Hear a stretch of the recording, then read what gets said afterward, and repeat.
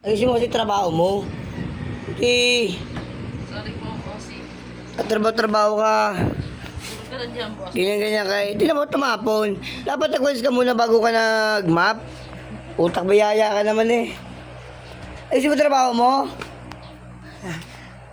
Eh, hindi ka malalagwalis. Nagulis na nga! Di ba, nagtagtabong ka pa ng tubig. Anga.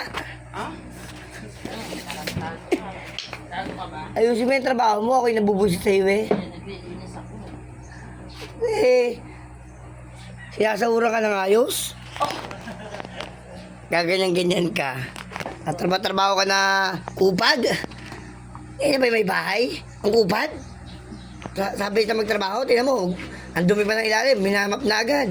Hindi man lang... Saan ko na nga to? Hindi talaga na. Hindi ka pwede hindi ka pwede magtrabaho talaga sa mga marami. Kaya ko ito magtrabaho sa iba eh. Kasi sablay ka. Kaso gusto mong sumablay din yung buhay mo. Ayaw magtrabaho ng ayos. Oo.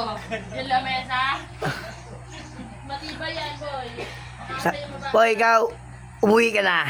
Magkatay ka na doon. Istorbo mo pa kami dito eh.